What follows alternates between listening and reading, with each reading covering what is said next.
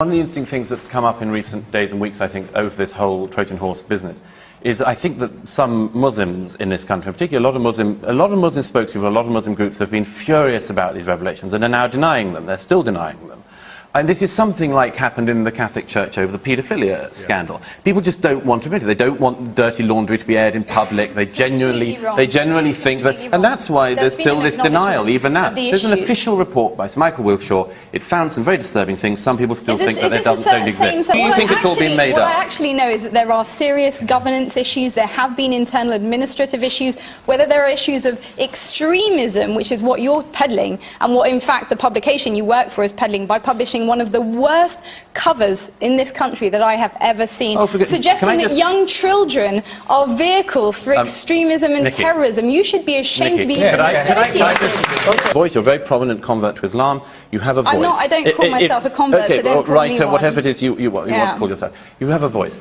Here are some problems that are coming up, which have been exposed in schools, that seem to be teaching very seriously unpleasant things, and they're being taught by some extremist Muslims.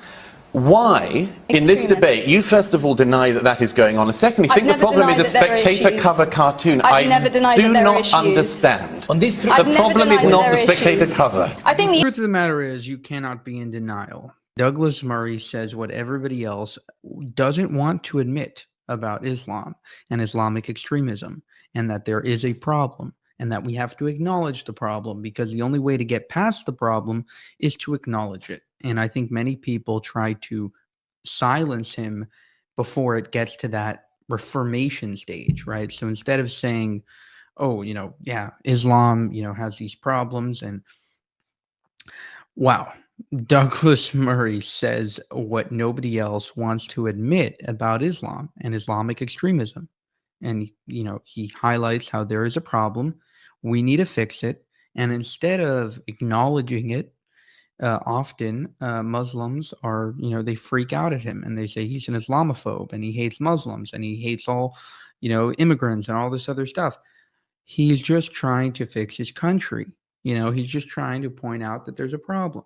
But no, you're evil, right away. It goes to ad hominem attacks, trying to point out how he's, somehow bigoted. And, instead of looking and saying, okay, he's pointing something out, let's see if that's true. The second he starts talking about Muslims and the problem within the Islamic world, they just go mute. They, their ears go deaf.